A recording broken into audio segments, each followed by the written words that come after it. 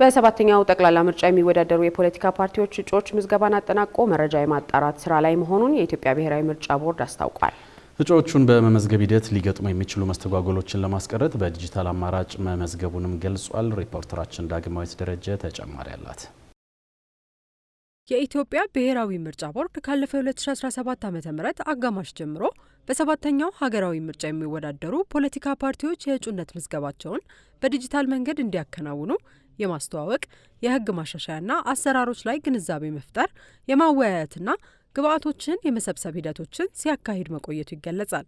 በዚህም ዘንድሮ በሰባተኛው ጠቅላላ ምርጫ የሚወዳደሩ የፖለቲካ ፓርቲዎች የእጩነት ምዝገባቸውን በዲጂታል አማራጭ ማድረጋቸው ይታወሳል። ቦርዱ ምዝገባውን በዲጂታል አማራጭ ለማድረግ ሲያስብ እጩዎች ከዚህ ቀደም በተለያዩ ምክንያቶች ምዝገባውን እንዳያደርጉ ሲስተጓጎሉ በመቆየታቸው ያነሷቸው የነበሩ ቅሬታዎች መነሻ እንደሆኑት ገልጿል። አሁን ግን ምዝገባው በዲጂታል መሆኑ የነበሩትን ችግሮች ለመቅረፍ ማስቻሉን የቦርዱ የክልል ቅርንጫፍ ጽህፈት ቤቶች ማስተባበሪያ ክፍል ኃላፊ የሆኑት ቀነኒ እንሰርሙ ይነግረውናል። ከዚህ ቀደም በነበሩ የእጩዎች ምዝገባ ጊዜ የሚነሱ ቅሬታዎች ነበሩ በፖለቲካ ፓርቲዎች። እነዚህም በዋናነት በምርጫ ክልሎች ይደረግ ስለነበር የእጩዎች ምዝገባ ምርጫ ክልሎች ላይ መገኘት ያለባቸው ምርጫ አስፈጻሚዎች በሰዓት አለመገኘት፣ የተለያዩ ምክንያቶችን በማቅረብ እጩዎች የማይመዘገቡበትን ሁኔታ የመፍጠር የማስተጓጎል በአካል ብዙ ጊዜ የመመላለስ ሁኔታዎች ምርጫ የፖለቲካ ፓርቲዎች ላይ ይደርስ ነበረ።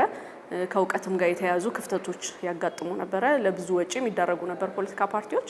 አሁን ግን ዲጂታል በመሆኑ ፖለቲካ ፓርቲዎች በፈለጉበት ቦታ ሆነው በፈለጉት ሰዓት በተሰጠው የጊዜ ገደብ ውስጥ እጩዎቻቸውን እንዲመዘግቡ አስችለናል።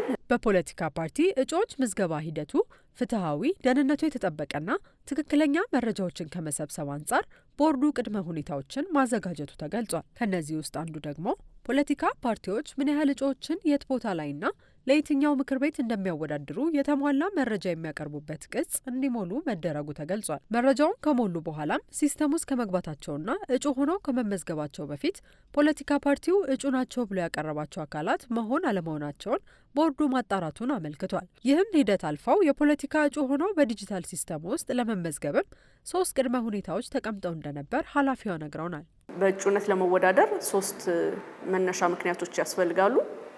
ይህም አንድ እጩ በአንድ ምርጫ ክልል ላይ ሊወዳደር የሚችለው እዛ አካባቢ ከተወለደ ወይም 1 ዓመትና ከዛ በላይ ከምርጫው በፊት ወደ ኋላ ሲቆጠር ከኖረ ወይም ደግሞ 2 ዓመት በምርጫ ክልሉ ከሰራ ነው ለተከታታይ 2 ዓመት ወይም ደግሞ ከተማረ ይህንን የሚያረጋግጡ ማስረጃዎችን በማያያዝ ነው ለእጩነት መስፈርቱን አሟልቶ ሊያልፍ የሚችለው።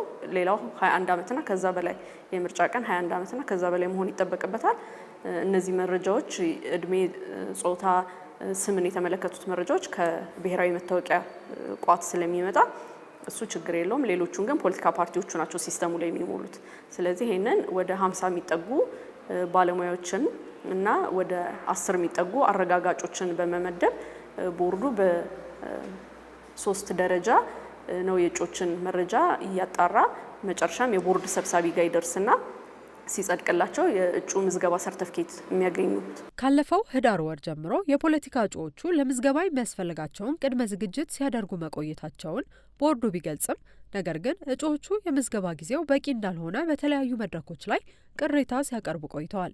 ቦርዱም ፖለቲካ ፓርቲዎቹ ያስቀመጡትን ምክንያት አሳማኝነት ገምግሞ የጊዜ ገደቡ እንደተራዘመላቸው ኃላፊዋ ነግረውናል። ከህዳር 8 ጀምሮ ቦርዱ መጀመሪያ ፖለቲካ ፓርቲዎች እዚህ የእጩ ምዝገባ ሲስተም ውስጥ ለመግባት ማሟላት የነበረባቸው ቅድመ ሁኔታዎች ነበሩ።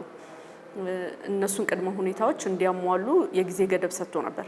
ስለዚህ በዛ የጊዜ ገደብ ውስጥ ያሟሉ ፖለቲካ ፓርቲዎች የምዝገባ ሂደቱን እንዲያከናውኑ የሲስተሙን አክሰስ ይሄም የመጠቀሚያ ስምና የሚስጥር ቁጥር ተሰጥቷቸው በዛ መሰረት ነው ሲያከናውኑ የቆዩት። አንድ የጊዜ ገደብ ነው የተሰጠው የነበረው በመጀመሪያ የምዝገባ ሂደቱን ለማከናወን። ከዛ በኋላ ግን በፖለቲካ ፓርቲዎች ጥያቄ መሰረት ጊዜው እንዳልበቃቸውና ተጨማሪ ጊዜ እንዲሰጣቸው ባመለከቱት መሰረትና ቦርዱም በቂ ምክንያት ቀርቧል ብሎ በማመኑ ተጨማሪ ጊዜ ሰጥቷቸው እስከ የካቲት 16 ድረስ ተራዝሞ አሁን የተጠናቀቀበት ሁኔታ ነው ያለው። ሆኖም በምዝገባ ሂደቱ ከሲስተምና ከመረጃ አለመሟላት ጋር በተያያዘ የገጠሙ እክሎች እንደነበሩ የተገለጸ ሲሆን ቦርዱ እነዚህን ችግሮች ለመቅረፍ ሲሰራ መቆየቱንም ሰምተናል። በምዝገባ ሂደት ያጋጠሙ የተወሰኑ ችግሮች ነበሩ።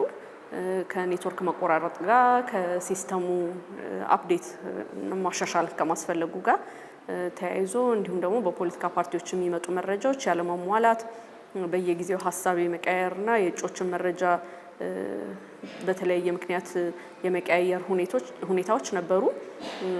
ይሄ በተወሰነ መልክ እኛም ፖለቲካ ፓርቲዎችም ላይ የፈጠረው ጫና አለ። ነገር ግን ይህንን ሂደት በጣም የተሳለጠ ለማድረግና የፖለቲካ ፓርቲዎች በቀላሉ እጩዎቻቸውን በተሰጠው ጊዜ ውስጥ መዝግበው እንዲጨርሱ ለማስቻል የተለያዩ እገዛዎችን ቦርዱ ሲያደርግ ቆይቷል። ይሄም ውጤታማ ሆኖ አግኝተ ነው አሁን በተሟላ ሁኔታ ፖለቲካ ፓርቲዎች እጩዎቻቸውን አስመዝግበው ጨርሰዋል።